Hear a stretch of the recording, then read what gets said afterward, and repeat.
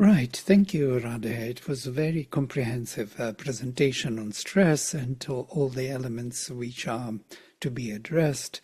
I wanted to look at it from the spiritual point of view. And because we misunderstand our body, our physical body, as we think that physical body is something separate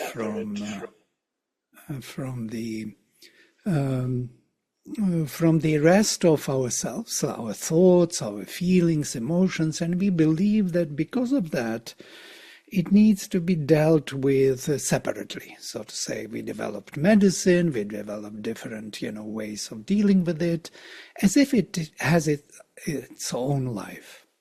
But as Radha showed in one slide very beautifully, that the physical consciousness is actually triple. It is mental, physical, vital, physical, and physical proper.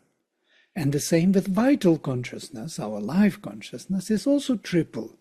And it has a physical element in it, and our even mind is triple and has physical mind in it. So it is interwoven, it's like a tapestry. That's why we have this, what we call psychosomatic approach. Our thoughts become our energies in the being, and these energies cause disturbance in the body. And not only that, there is other way around. Body itself can cause disturbance in the vital and in the mental. So it's a very complex tapestry of relations of the mental, vital, and physical, which we have to address, and how to address it all together. From the point of view of modern medicine, it's impossible. It's just medicine is only starting now to approach this, and I was surprised to go to the medical doctor and saw the survey, and they have so many questions to me, and many of them are of psychological nature. Have you been under stress? Do you have problems with money? Do you have problems with transportation even? What is this? It's a new trend in the approach to our health and well-being, that we are psychosomatic system. It's not about only the physical disturbance, it's about the mental and vital disturbance altogether.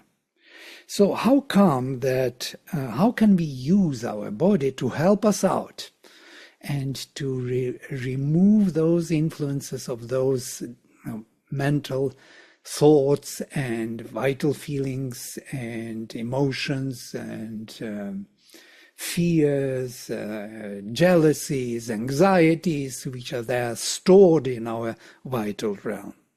So from the Vedic point of view and integral yoga point of view, the body is actually a battleground for the forces which are there. And there are many forces, vital forces in us, our feelings, emotions, our fears.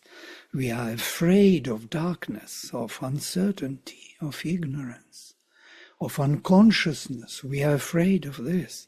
We are afraid of many incapacities, disease, pain, suffering.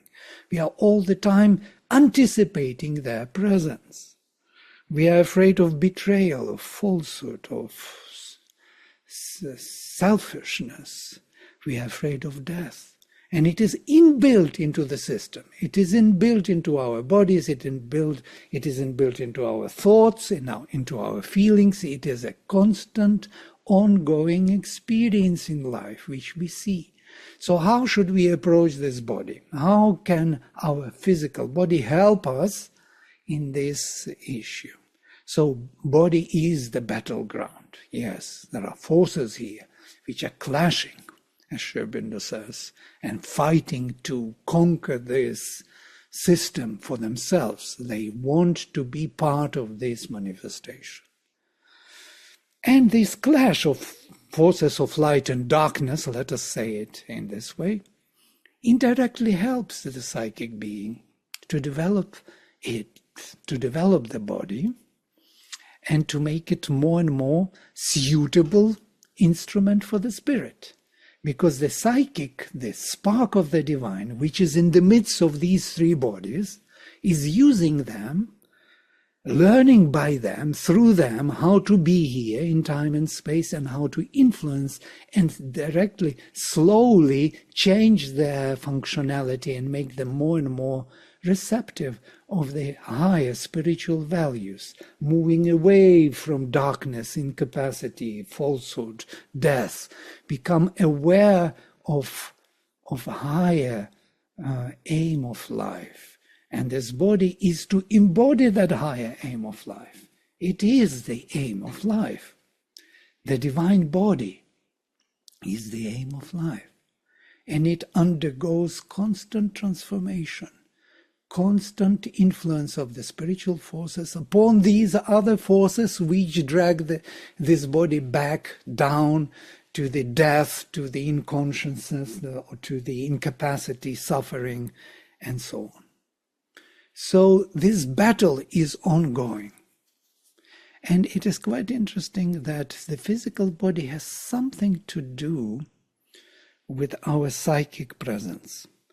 And as Mother says, it is only in the physical body that the growth of consciousness is possible. When we leave the physical body, the growth of consciousness is impossible. In the vital and mental realm, without the physical body, the change of consciousness is impossible. So it seems that the physical body is a part of this earth consciousness, which is the psychic. Earth consciousness is, as Mother says, as a psychic being of the universe. She speaks about the psychic presence in nature. It is in the greenery, in the flowers. It's everywhere, in the animals, in the human beings. It is spread in the earth atmosphere. And in order to be able to grow in consciousness and to become capable of embodying the higher spirit in the physical, we need to take the physical body on earth. Even the greatest beings and great gods, they have to take a human body on earth to be able to change and grow in consciousness. So the growth of consciousness is connected with the physical body. And physical body is to support that growth and to give it the foundation. It's a very unique knowledge which is coming only from the Mother and the integral yoga. So in the Vedic vision, there was a very similar approach. They saw the two firmaments, two luminous foundations, Rodasi, heaven and earth, our mental and physical foundation. And these two, they constitute one golden egg, golden embryo, which cracked, and the golden upper part became heaven, and the lower silver part became earth, our physical consciousness and our mental consciousness. They hold us, the soul in between, together. We are composed by these two. We are supported by these two foundations. If our mental foundation goes wrong, if we are mentally unstable, it allows all other forces to come in and to possess our being and create stress and anxiety. If our physical consciousness is ill, that also creates the disturbance. What do we do when we sleep and we see the nightmares? We try to wake up. We try to come back to the physical body, because the physical body is the fortress, a protector. It is something which gives us certainty in our development. It is connected to the psychic nature of earth. This is the Mother Earth protects us in the psychic formation. And of course all other forces, vital, lower, higher, they try to possess this entity, because that is how they become part of this manifestation. So in the Veda, it's interesting, in the Rig Veda especially, the body, the physical body, is called Atman. It is only later Atman is the spirit, but in the Veda it is the physical body, the self. It is known also as Pur, as the fortress, in which soul is safe to stay and withstand the oppression of mortality, of the mortals. Abhisyama pritsutih martiyanam. I withstand the oppression of mortals. May we withstand the oppression of mortals, exclaims the Rishi. So this growth of consciousness in the body, making it more and more suitable for the embodiment of the spirit, is our process of life.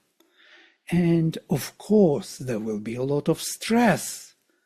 But stress is considered by us as something which is obstructing our selfish behavior and interest in self-satisfaction of our senses and so on.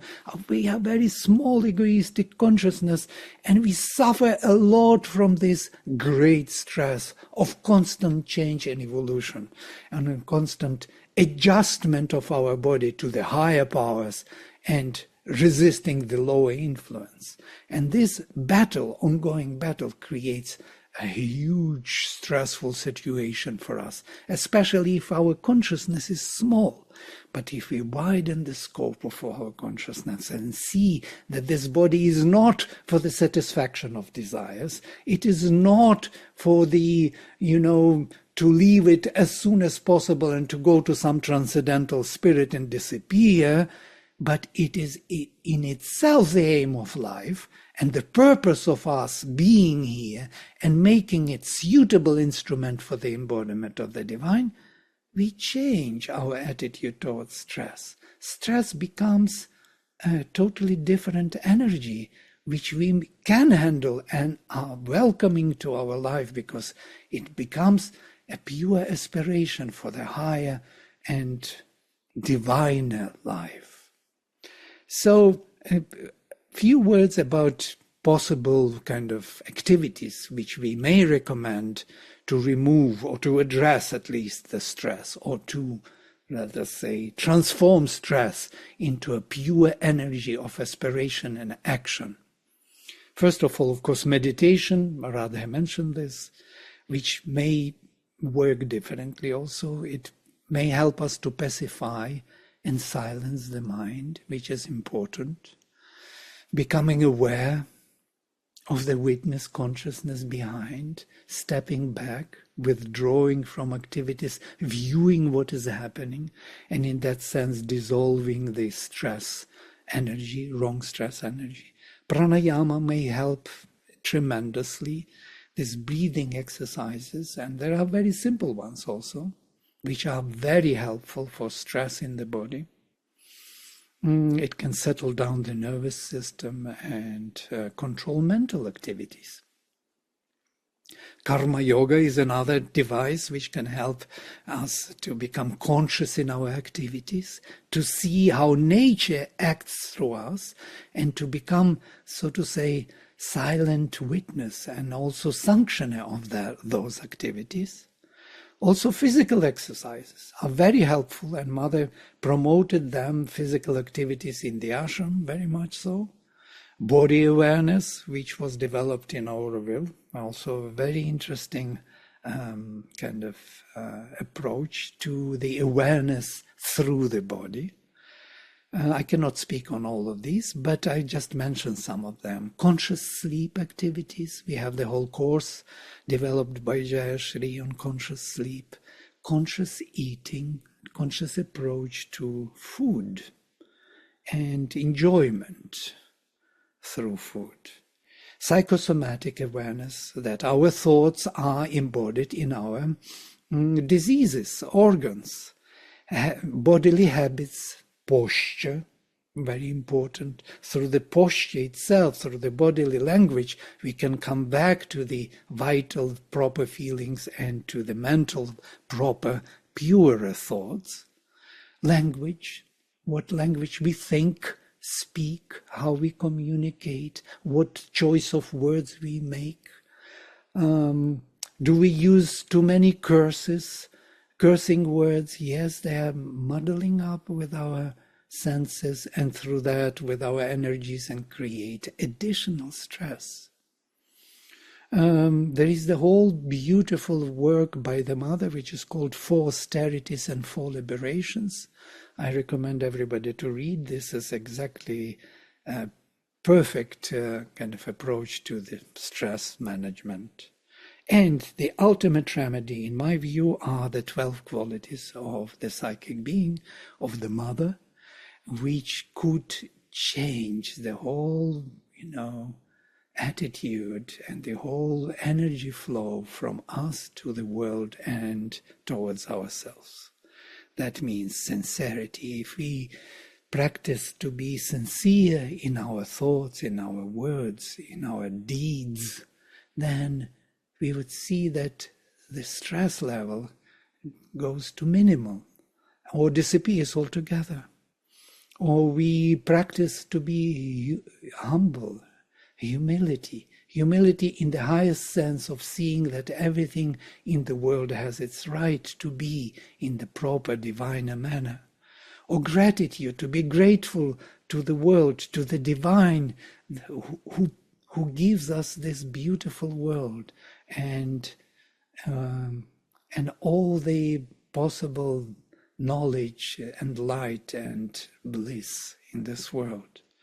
And so on, aspiration, receptivity, progress, courage, all these, goodness, generosity, all of them have their values and their powers. These are the powers of the soul which can transform and change our being.